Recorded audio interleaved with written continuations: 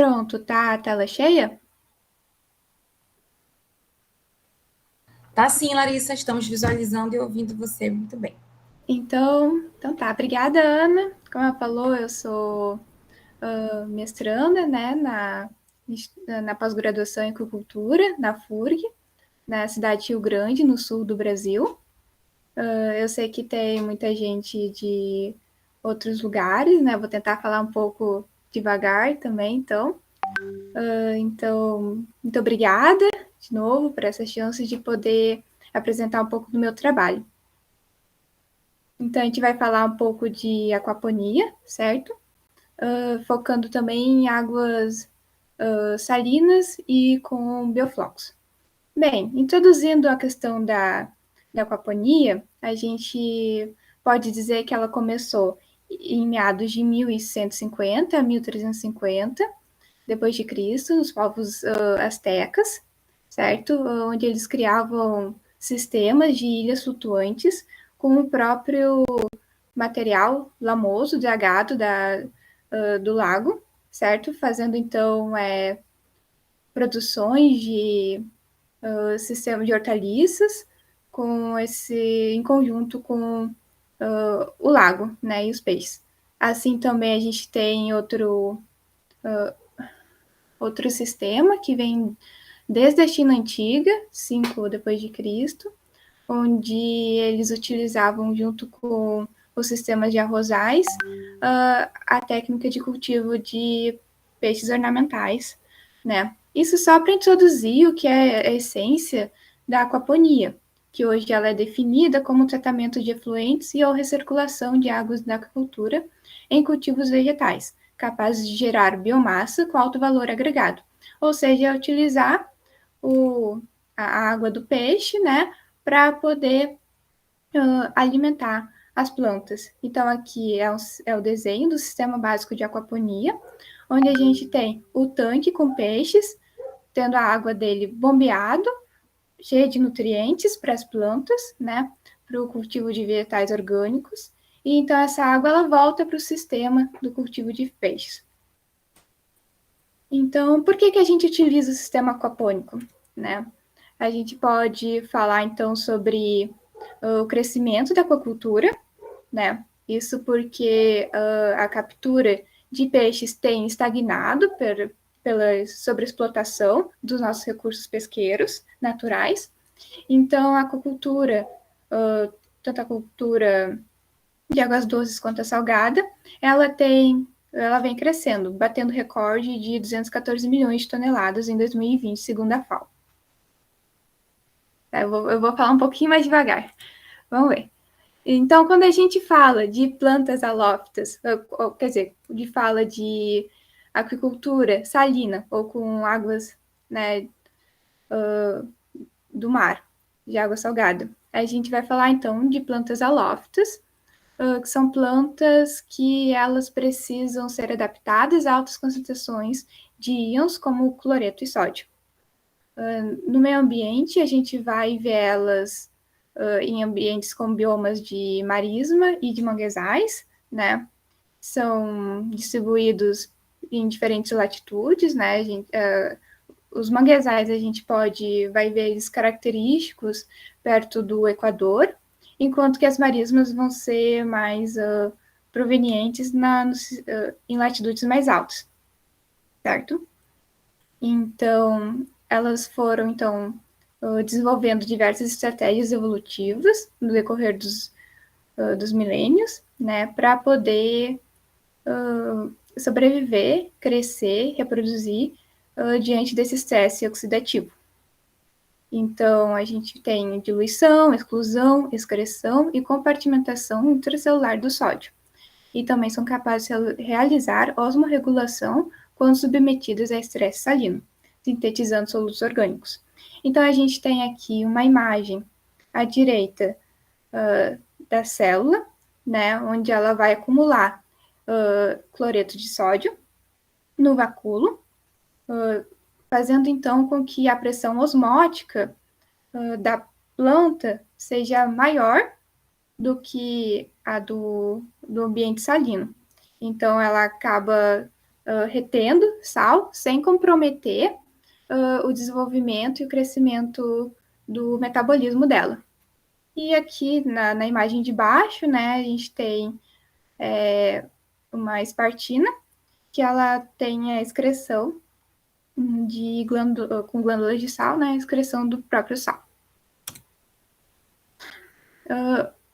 Então, quando a gente vai falar de salinização dos solos, né, que é um problema, a gente vai ver que a maior parte das plantas na agricultura, elas são glicófitas, ou seja, elas gostam da água não salgada, da água doce, e tem, então, crescimento inibido com salinidade.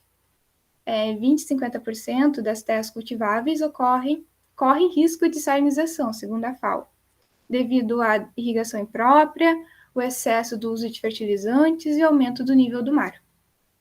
E também intrusão de água salina em águas de poço. Assim, a gente tem essa imagem, né, que vai nos mostrar bem essa relação do solo salino e a pressão osmótica, né, que afeta muito a planta, não deixando com que ela absorva a água necessária para sobreviver. Aqui uma imagem com o mapa da salinização dos solos ao redor do mundo. 85% dos solos são afetados pelo sal, né? 10% pelo sódio e 5% é uma combinação salina e sódico. Bem, a gente tem também, então, a gente pode falar de plantas halófitas como agentes de remediação de áreas salinas, né, com a Sueda fruticosa, que acumula sal e outros íons, né, as folhas elas podem acumular até 9% de sal na sua matéria fresca. Em média, ela pesa 900 gramas, né, na sua folha fresca, e 230 com caule. E então ela pode chegar a acumular até 94 gramas de sal na sua biomassa superior, chegando então, somando a 2.300 quilos de sal por hectare por ano. Então ela retira tudo isso de sal em um ano, né, ajudando a remediar as áreas salinizadas. A aquaponia, ela também pode ajudar, né, como a economizar a água, né? A gente tem um grande déficit de águas doces, né? É um problema que a gente já está acarretando, já tem sofrido ao longo dos anos, mas tem tendências a piorar. Então, a gente pode falar da aquacultura, né? Com sistema de recirculação. Se a gente vai falar de produção de alimento e por uso de água, os sistemas de aquaponia, elas vão utilizar somente 400 litros de água por quilo, né? Comparação da galinha, que é 3.900 litros de água por quilo, até a carne de res, né? A carne de vaca, 15.500 litros de água por quilo. Então, a gente vai ver, então, os ganhos ambientais, né? O aproveitamento dos nutrientes, a consequente redução na geração de efluentes, desenvolvimento de sistemas fechados integrados, temos ganhos sociais e econômicos, né? Que proporcionam oportunidade de emprego e renda, como, por exemplo, com projetos de aquaponia urbana, né? Que ainda diminui o imprint de carbono, quando a gente vai falar sobre redução de carbono utilizado para transporte, né? Então, a gente tem já projetos em que eles, como pelo espaço ele é reduzido, né, que se produz alta quantidade de biomassa, a gente pode falar também dessa oportunidade, né, com a aquaponia. Enfim, ela promove a minimização dos efluentes, né, e evita a eutrofização dos corpos d'água, que são... essa eutrofização é gerada pela aquacultura, né, pelo descarte da água desses sistemas, então eles ajudam a limpar pelo acúmulo e absorção de nitrogênio, né? Então, como a gente está falando de qualidade da água, aqui tem alguns parâmetros que a gente tem sempre que averiguar, certo? No sistema de agricultura, como oxigênio dissolvido, amônia, nitrito e nitrato, sólidos suspensos, alcalinidade e salinidade. O oxigênio dissolvido ele é muito importante, principalmente em sistemas de alta densidade, certo? Em que tem tanto em sistema de recirculação também, porque tem tanto a respiração dos peixes quanto a respiração das bactérias heterotróficas, certo? Então, é uma grande competição por oxigênio, então tem que ter sempre o sistema de aeração ligado. Quando a gente vai falar de amônia, nitrito e nitrato, ele pode ser tanto um componente tóxico para os peixes, quanto para as plantas, quando se fala de amônia, mas também pode ser um fator de, como é, né, de um nutriente para as plantas, certo? Aqui na imagem à direita tem as imagens das bactérias que realizam a redução da amônia para nitrito para nitrato, né, a nitrosomas e a nitrobacter. Quando a gente fala de sólidos suspensos, então a gente vai falar, a gente tem principalmente que ver a quantidade, né, uma grande quantidade de sólidos suspensos, ela pode acomatar as raízes, ou pode prejudicar também os animais, né? A grande alcalinidade elevada, ela também vai dificultar a absorção de nutrientes, certo? E a salinidade, ela vai influenciar principalmente na amônia, nitrito e nitrato, né, na sua toxicidade, como a gente vai ver mais à frente. Então, eu resolvi trazer um pouco do nitrogênio, né? Ele que é um elemento que aparece 78% da atmosfera, é parte das moléculas de aminoácidos e das bases nitrogenadas dos ácidos nucleicos, como DNA e RNA, e também é a base da proteína, né? Então, assim, a ração ela é rica em proteína, rica em nitrogênio. E, então, só que 50% a 70% dos custos do cultivo dos peixes de aquaponia, aquacultura, vão para a ração. Só que, bem, 25% do nitrogênio da ração, ela é transformada em biomassa para o peixe, né? O peixe, ele cresce. Só que desse nitrogênio, dessa ração, 70% ela é excretada na forma de NH4. Então, há muita perda de nitrogênio quando a gente vai falar desse elemento no sistema de cultivo. Então, a gente também, eu trouxe aqui uma pequena tabela que vai falar da salinidade e do nitrogênio, tá? Do nível de toxicidade, que ele aumenta com o nível de salinidade, ou, perdão, é ao contrário, o nível de toxicidade de nitrato, nitrito e amônia, eles vão aumentar quando diminui a salinidade, pelo menos para, por exemplo, para a espécie de camarão Lithopeneus vanamei, né, que é o camarão branco do Pacífico. Então, a gente pode ver aqui que os níveis seguros de nitrato são 14,6 miligramas por litro, com a salinidade 3, mas vão até 127, 90 miligramas por litro, com salinidades mais superiores. Bem, quando a gente vai falar do BFT, né, o biofloco, ele é um sistema que utiliza umidade microbiana para transformar os produtos nitrogenados em compostos menos tóxicos, como o nitrato, além de servir como alimento para os peixes e para o camarão. Aqui a gente tem, então, um sistema de recirculação. A gente pode ver como ele é bastante aerado pelas bolhas, né? Um sistema de BFT, o biofloco. E aqui é um camarão cultivado, né? O Lithopeneus vanamei. Falar um pouquinho aqui do ciclo do nitrogênio, né? Só para fechar esse assunto. Perdão. Bem, o nitrogênio ele vai adentrar o cultivo principalmente por meio da alimentação, né? E então os peixes vão comer a ração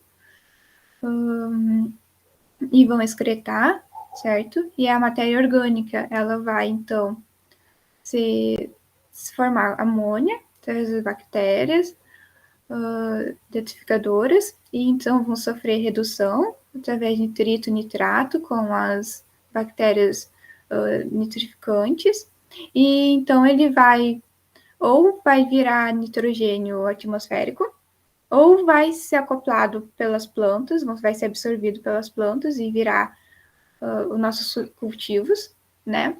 Ou então, com o biofloco, ele vai acabar sendo assimilado, né, como proteína bacteriana, certo? Pelas bactérias heterotróficas. O biofloco, que ele acontece quando tem uma razão de 1:12 ou 1:15, dependendo da literatura, certo? De carbono e nitrogênio. Então, aí esse é o ciclo do nitrogênio, né? Então, quando a gente vai falar de biofloco, a gente está falando também de proteína, né, formada através de nitrogênio, que vai ser também, então, alimentação de camarão ou de outros peixes, crustáceos, enfim. Então, a gente pode falar também de flocoponia, né, que é uma alternativa ao cultivo em aquaponia, onde são recirculadas águas de sistema com tecnologia biofloco para a produção vegetal. É um sistema complexo e multidisciplinar para a produção de alimentos nutritivos. Alimentos nutritivos, estes, né, são, por exemplo, as halófitas, certo? Elas são cheias de bioativos, como flavonoides, vitaminas e sais minerais. Essa que está mostrando na foto é a salicórnia, né? Ela pode ser utilizada, ela e outras halófitas, como alimentação animal humana, fontes de produção de biofármacos, recuperação de terrenos degradados e águas salinizadas, como a gente já viu. Bem, ela também pode ser utilizada como subproduto ou como um aditivo, né? Por exemplo, a produção e aumento de tempo de prateleira de salames, também pode ser o aditivo ao sabor da cerveja, e também pode-se fazer um sal um pouco mais saudável, né? Com menos sódio, chamado sal vegetal, a partir da seca da sua biomassa. Bem, eles têm como características a adição de extratos de plantas com atividades antioxidantes, inibe a formação de produtos de oxidação do colesterol e ameniza danos aos tecidos ocasionados pelo estresse oxidativo. Então, a gente vai falar agora sobre os sistemas aquapônicos, né? Em geral, os sistemas de aquaponia são constituídos basicamente pelos tanques para a criação de peixes, filtros para tratamento de águas e pelas bancadas de hidroponia. Em todos os sistemas de aquaponia, os tanques de criação de peixes são interligados ao módulo de filtragem. Aqui a gente tem o tipo NFT, que é a Nutrient Film Technique, ou técnica de filme nutritivo, né, em que os tanques para a criação de peixes são interligados a um sistema de hidroponia convencional com fluxo laminar de água em canaletas de PVC.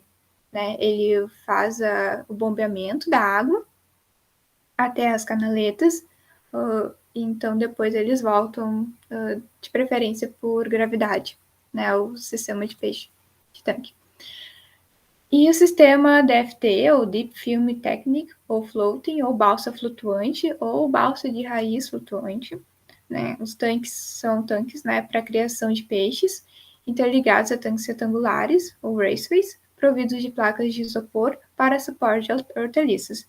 Então, ele não está separado, não precisa de bombeamento, as plantas estão ali só por cima, crescendo com as raízes livres, né? Então, bem, agora que a gente já falou um pouquinho da aquaponia, da aquicultura e da hidroponia, tudo um pouquinho junto, vou falar um pouco do meu trabalho, do meu mestrado, certo? A aquaponia em sistema de bioflocos e águas claras com Salicornia nei e Apium graveolens, que foi realizado na Estação Marinha de Aquicultura, que se localiza na cidade de Rio Grande, no sul do Rio Grande do Sul, e no extremo sul do Brasil, certo? Essa é a foto aérea da estação.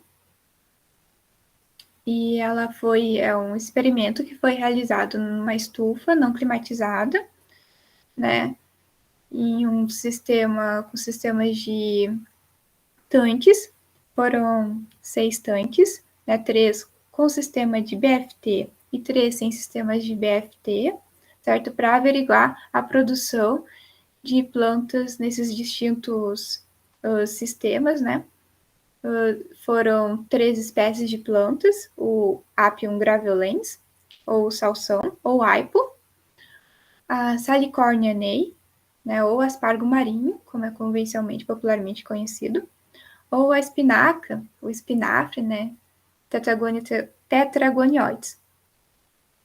E também em conjunto com a produção dos alevinos da miragaia, né, que foram, em média, 10,75 alevinos por metro cúbico. Ok? E para as plantas foram 44 indivíduos de cada espécie por tanque. Bem, a ração ela foi dada 2 vezes ao dia. Né? Os peixes foram alimentados com dieta comercial seca, 38 a 40% de proteína bruta, e os tanques foram preenchidos com água do mar e a salinidade de cultivo reduzida a cerca de 10 gramas por litro de NaCl, utilizando-se a água captada da chuva para diluir o sal. Foi utilizado o multiparâmetros RANA para se obter oxigênio dissolvido, temperatura, salinidade e etc. Então, por parte das plantas, a gente acabou preparando as mudas em tubetes, com solo, com areia, até elas obterem uns 5 centímetros. Logo após, elas foram colocadas em copos plásticos e fixadas com uma espécie com granito, ok? E logo após, elas foram colocadas já nos sistemas com tanques de água, tanto de biofloco quanto sem biofloco. Isso durou o experimento em si durou 8 semanas, certo? E após 8 semanas, então a gente pode ver o crescimento delas, e a gente viu que houve ótimo crescimento, né? Tanto na Salicornia nei, quanto o Apium graveolens, ou salsão e o Salicornia, só que houve mortalidade com o espinafre, certo? Provavelmente pelo tamanho mínimo. O espinafre, tanto o espinafre quanto o Apium, ou o salsão, eles não são halófitas verdadeiras. Eles são plantas que toleram certo nível de salinidade, né, mas não muito, beirando assim a 12, 10, o utilizado pelo experimento. Diferente da salicórnia, que é uma planta halófita verdadeira, ou seja, ela cresce melhor até 5 miligramas por litro de NaCl, né, do que em água doce. Então, ela aguenta até 35 também, tendo ótimos resultados de crescimento. Então, após esse período de 8 semanas, a gente vê os resultados de um sistema com biofloco à direita e sistema sem biofloco à esquerda. A gente vê o crescimento muito mais elevado no sistema com biofloco, né, diferente do sistema sem biofloco, que tipo, manteve, mas não houve um grande crescimento das plantas. Então, logo após houve o desbaste, né, das plantas, a colheita, para então se realizar a biometria, né, onde se observou parâmetros de altura, número de hastes, número de de folhas, né, do salsão, peso da biomassa fresca, peso da biomassa seca, certo? E então obteve-se, como a gente pode ver pelo gráfico, uma biomassa dos caules da matéria fresca 25 vezes maior no sistema com bioflocos do que com o sistema sem bioflocos, certo?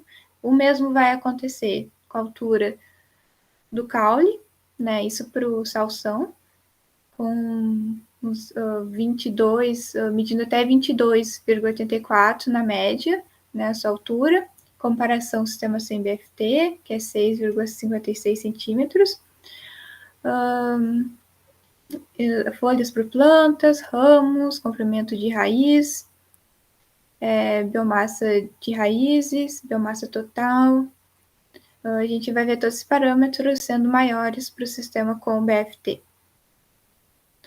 E quanto a Salicornia Ney, também não foi diferente. O sistema com biofloco foi maior, obteve maiores resultados do que com o sistema sem biofloco, 4,5 vezes maior com o sistema com biofloco, por exemplo, para a biomassa dos caules, certo? Só que para a alocação da raiz a gente vai ver uma maior proporção quando a gente vai falar para o sistema sem BFT, onde não tinha tantos nutrientes, e ela resolveu, ela tem como estratégia evolutiva desenvolver então as raízes para meios pouco nutritivos, certo? Para buscar esses nutrientes. Aqui, então, alguns parâmetros da qualidade da água dos cultivos. O nitrato, ele vai ter, então, a gente pode ver, é um macronutriente essencial para o crescimento das plantas, certo? Então, com BFT, a média dos sistemas ao longo das 8 semanas foi 60,62 miligramas por litro. Em comparação, sem BFT, 0,07. Nitrito, nitrato também, mas eles não foram um pouco maiores, mas não são muito, não são limitantes para as plantas, né? O fosfato ele também aumentou, o que é também um macronutriente essencial para o crescimento das plantas no sistema BFT, e assim por diante. Concluindo, né, obter-se melhores resultados para as espécies de plantas em flocoponia, onde a disponibilidade de nutrientes como nitrogênio e fósforo foram mais abundantes. Bem, isso não quer dizer que todo o sistema sem biofloco não vai crescer tanto. O negócio, muitos sistemas, que não foi como o nosso, a mineralização, certo? Que é basicamente a transformação de matéria orgânica em matéria inorgânica, né? Para poder reutilizar os nutrientes que não são tão bem assimilados na sua forma pelas plantas.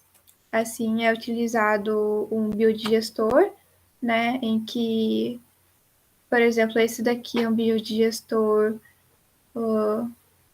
heterotrófico, né, em que depois de 30 dias a gente pode ver a mudança da qualidade da água, é uma água bem mais escura, mas ao mesmo tempo bem mais límpida, né, que se utilizou do sólidos suspensos para a produção desse cultivo bem nutritivo.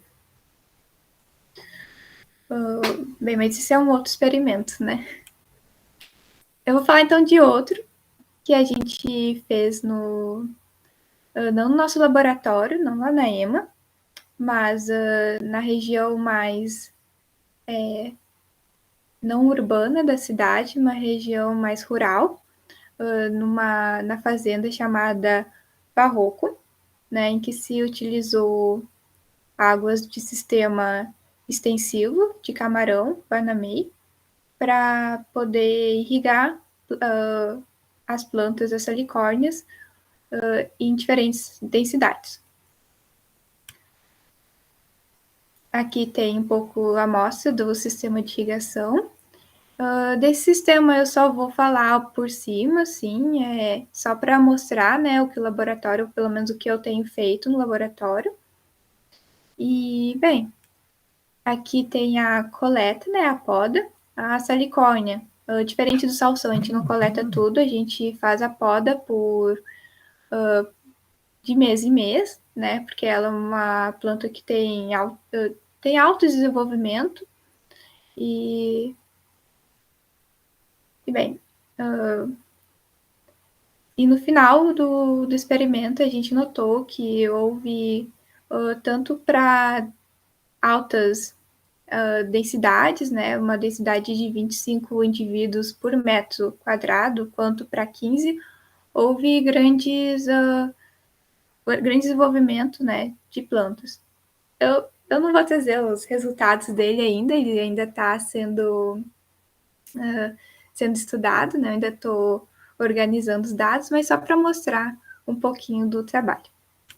Então, é isso, muito obrigada, espero poder sanar as dúvidas, eu só trouxe eu trouxe um pouco, né? Eu gosto, quero conversar, quero poder fazer essa ligação com as várias pessoas que estão aqui me ouvindo. E, bem, agradeço muito aos ouvidos, agradeço muito a oportunidade de estar aqui, a esse lugar. E, bem, muito obrigada. Muito bem, Larissa. Nós é que agradecemos, aprendemos bastante sobre a aquaponia, sobre suas alófitas, e que lindo ver o salsão se desenvolvendo tão bem, né, nesse sistema, nessa associação com bioflocos.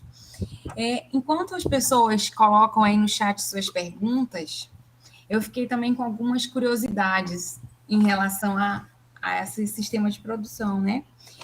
Nós fizemos também algumas experiências por aqui com a aquaponia, integrando com espécies nativas, e um dos problemas que ocorreram bastante foi do peixe, no caso aqui era o tambaqui, predar as raízes que se estendem além do normal quando é cultivado em aquaponia, né? Elas ficam bem mais extensas, eu acho, para capturar os nutrientes, por conta de toda essa fisiologia, essa adaptação ao sistema. E o tambaqui comia as raízes, e isso prejudicou muito o desenvolvimento das nossas vegetais que foram integrados. Você observou isso também em relação à miragaia? Então, não, porque o nosso sistema, apesar de parecer que ele é DFT, ele é um híbrido entre NFT e DFT, porque não sei se você lembra como ele era feito, as balsas, eles eram em calhas. Então, elas estavam num suporte que era fechado por baixo. Então, isso fazia com que as raízes ficassem totalmente protegidas. O problema desse sistema que eu pude observar é que a água ela não fluía tanto. Então, o salsão ele tem uma raiz muito, muito grande, né? E ele acaba acomatando. A gente teve que cortar algumas vezes a raiz dele para poder deixar a água fluir, porque ele ficava tão extenso, era maior que a própria planta, de tanto que ele cresceu nesse sistema, né? Entendi. E no sistema que não era bioflocos, que não era BFT, era recirculação? Ou era feita a troca de água diariamente? Não, era recirculação também. Recirculação, era a mesma. É um sistema só de águas claras, né? Só que não era com biofloco. Então a gente não teve criação, né, daquela comunidade bacteriana, né, que poderia ter com o biofloco. Então não teve, sei lá, muito nutriente, né? Não teve muito produção de nitrato, nem tanto de fosfato.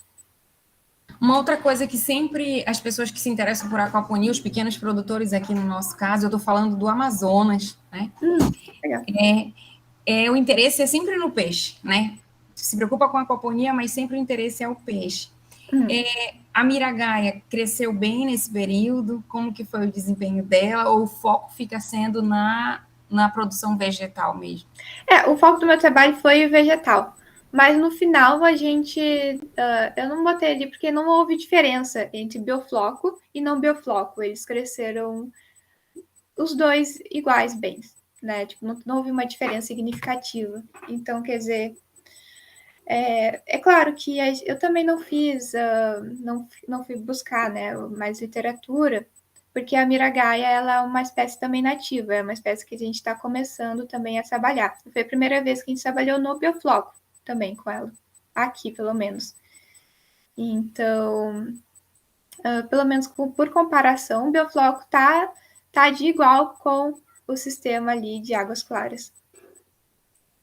O que já é um resultado ótimo, né? É um resultado ótimo. Então, você integra, tira duas produções, uma produção vegetal e a produção dos peixes, remove o excesso de nutrientes do meio, então é maravilhoso. Eu adoro a aquaponia. A gente tem feito algumas tentativas aqui também, integrando na produção de alface e tambaqui, no laboratório ao qual eu faço parte. Muito obrigada. Deixa eu dar uma olhadinha aqui no chat, ver se a gente tem mais algum questionamento para você. Por enquanto, não temos. A Melissa colocou um link, um Google formulário aqui a respeito da assistência. Quem puder e desejar entrar em contato, Melissa, fique à vontade.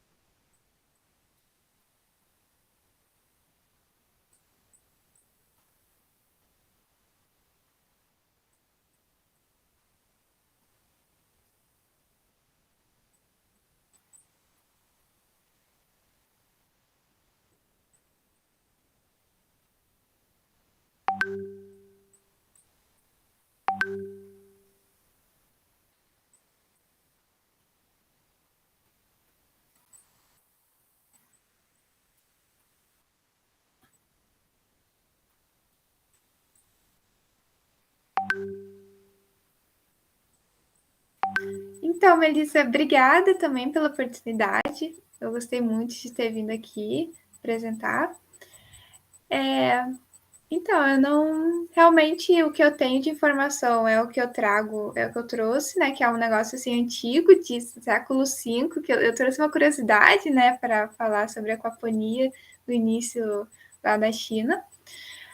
Mas eu nunca vi. Não sei se tem alguém que viu aqui no chat, mas para mim realmente é uma ótima oportunidade, né? Falar de aquaponia com peixes ornamentais, porque o foco sempre é a produção de alimento. Então, se a gente vai produzir aquaponia, a gente quer também tanto aumentar o desenvolvimento dos peixes quanto das plantas, do vegetal, né? Então, realmente é uma outra visão. Interessante.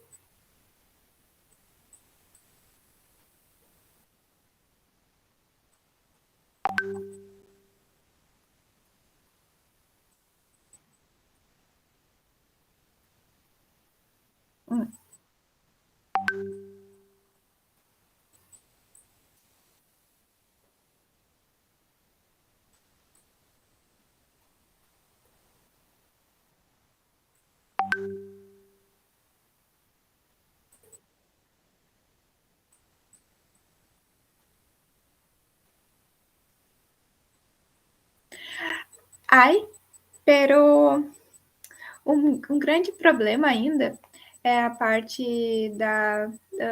pessoal, né, do trabalho, porque é um grande trabalho já cuidar do sistema aquapônico, do sistema, quer dizer, de peixe, né, aquicultura, só dos peixes ou só dos camarões. Então teria que haver outra pessoa para cuidar só do sistema de plantas, de cultivo de hortaliças, porque também é bastante trabalho para tu desenvolver, né? Porque tu tem que ser tanto conhecedor de um sistema, quanto também tem outra pessoa que é conhecedora de outro sistema, né? Então, bem, tem como, mas tem esses contras, né? Que é esse aumento de mão de obra.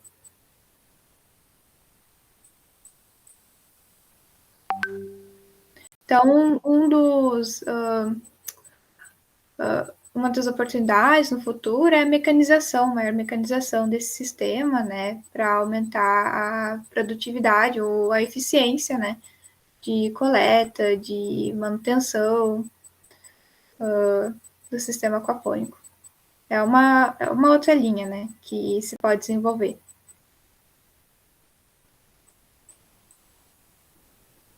Eu te respondi?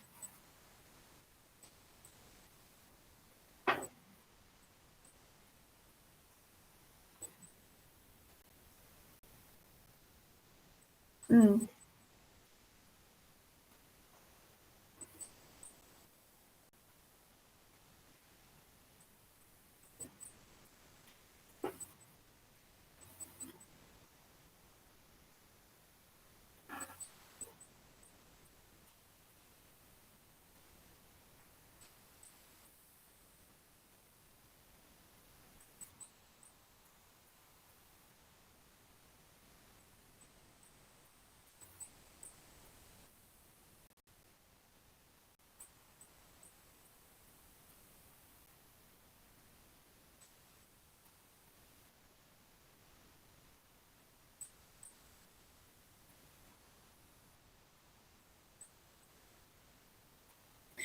Eu estava pensando sobre isso hoje, porque se a gente vai falar, né, que ele é mais custoso realmente, tanto para o produtor quanto para quem vai comprar, né? Porque o preço vai se reverter depois para as pessoas.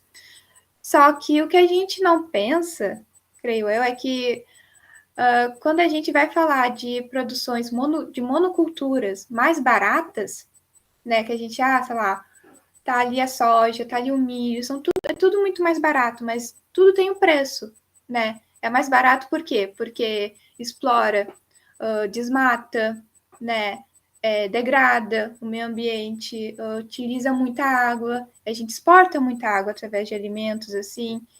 Então, quer dizer, o preço que, tipo, é um preço a mais, e é claro que não é justo para as pessoas terem que pagar esse preço, mas, tipo, é, não sei se eu tô falando aqui um negócio que me incomoda, realmente. Porque a gente pode falar que é mais caro, é, realmente, mas tipo, a gente também está pagando hoje, com o aquecimento global, a utilização de monoculturas, né? Devido a, tipo, ao deflorestamento, sabe?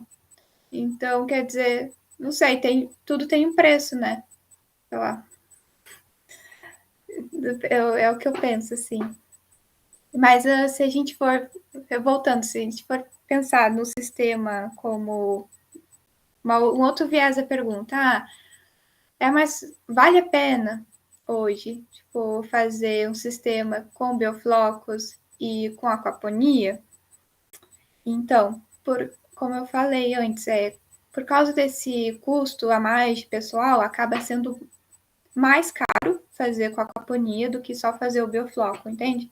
Tipo, a gente vai gerar mais alimento, mas vai ser mais caro. Vai ser mais caro, porque enfim, talvez falte mais mecanização, não sei, mas é um estudo que saiu da Sara Pinho até ano passado, que, que demonstra que faz esse balanço, né, comercial e econômico do sistema sem biofloco, com biofloco e com floquiponia. Então, já tem estudos que falam sobre isso e como é preciso mecanizar um pouco mais esse sistema e deixar ele mais fácil e realmente mais barato, né?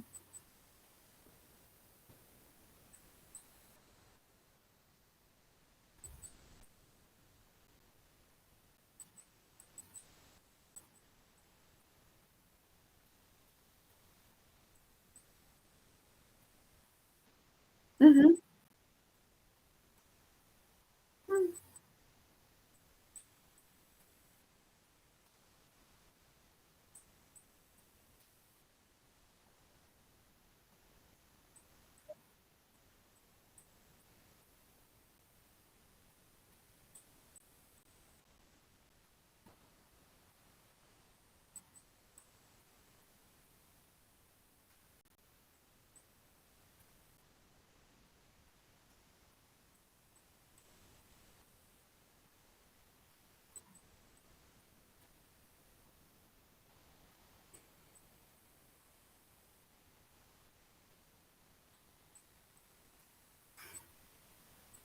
Sim, eu acho que sim, sim. Eu já vi estudos, por exemplo, em Santa Catarina, se a gente for falar do Brasil, e tem, não, tem estudos na Europa e tal, já falando sobre flocoponia. Talvez não fale essa palavra, porque realmente eu tenho que, acho que tem uns 3 anos, é um termo, né, cunhado, recente, mas eu acho que se a gente for juntar os dois, pode ser que tenha outros nomes, né? Mas que venham artigos que vão falar exatamente o mesmo sistema.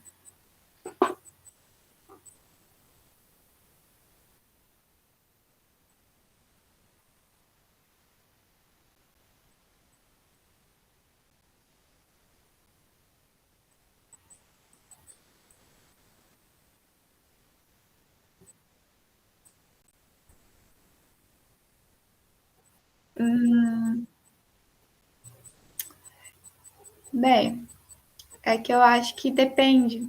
Eu acho que eu diria espécies que já foram, já tem uma literatura um pouco maior, né? O interesse também no nosso experimento é que ele foi feito com uma espécie que já é comercialmente valorizada, que é o salsão, né? Também eu acho que buscar esse tipo de, para começo, esse tipo de variedade de espécies, porque elas já são bem desenvolvidas, né? Ela já tem tipo variedades que são, sei lá, que crescem muito, muito mais que, por exemplo, as nativas. Mas se a gente for também pensar num viés mais ecológico, né? Pensar também em produzir plantas nativas é bem interessante, né? E também tem e também é um mundo, né? Muito mais vasto assim de para desbravar, né? Em termos científicos, trabalhar com espécies novas. Mas enfim, acho que depende muito da pessoa, depende muito de quem vai cultivar. E também, se quer ganhar dinheiro, espécies mais comerciais, claro.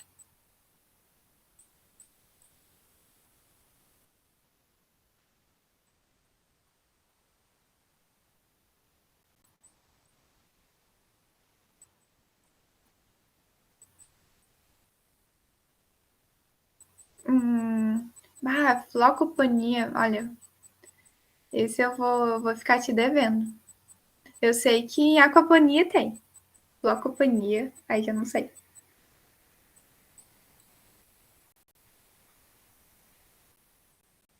Não, vai.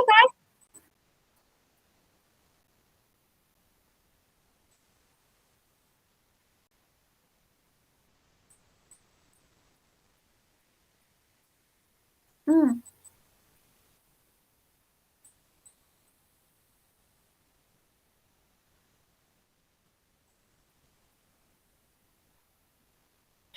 esse, esse que eu mostrei é lá dos Estados Unidos, mas foi uns alunos de graduação que conseguiram ganhar um projeto, financiamento de um projeto. Foram dois guris. Eles ganharam esse projeto de US$ 10.000, eu acho, e conseguiram iniciar, né? E aí eles estão começando uma startup. Eu tirei de uma revista científica que estava promovendo, né, iniciativas ecológicas e é tipo, bem, é interessante, né, pensar que alunos de graduação eles consigam pensar, né, e produzir esse tipo de projeto, né? Provavelmente eles vieram já de escolas técnicas ou coisa parecida, porque eles já tinham conhecimento prévio, mas, bem, é interessante, né?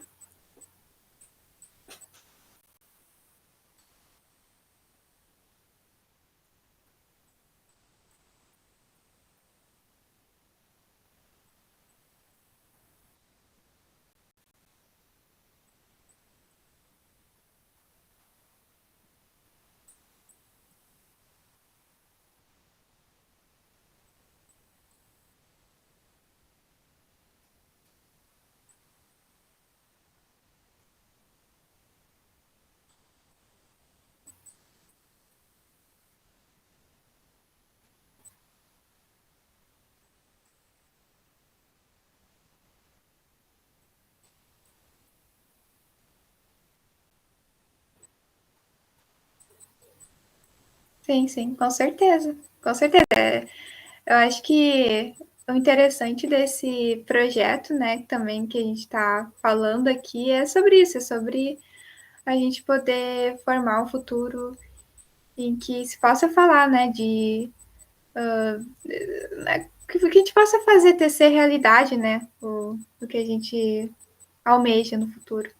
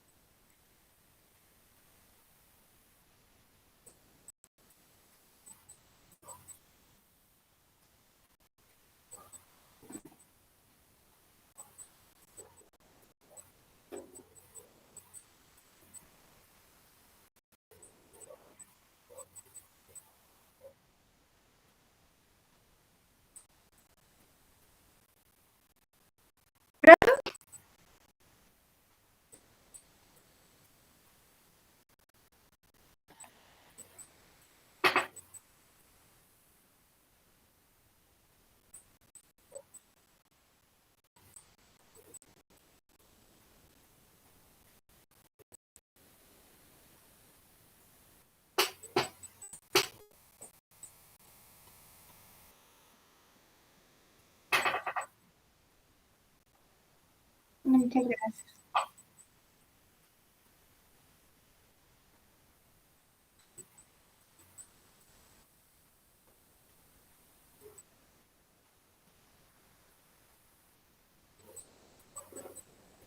Somente, sim, sim, posso apresentar aqui. Primeiro, agradecer mais uma vez, Larissa, pela excelente apresentação, por todo o aprendizado aqui que nós pudemos ter. Chegamos a 20 pessoas na sala assistindo a apresentação da Larissa Midori. Obrigada, Larissa. E hoje ainda, não é? Teremos a apresentação do mestre Eduardo Lama, do Peru, falando sobre a proteína de inseto, a revolução dos alimentos com base na proteína de insetos. Então, está marcado para as 18h30 aí, 19h30 aqui no nosso horário no Brasil, na região do Amazonas. E a gente aguarda nesse mesmo link, Melissa?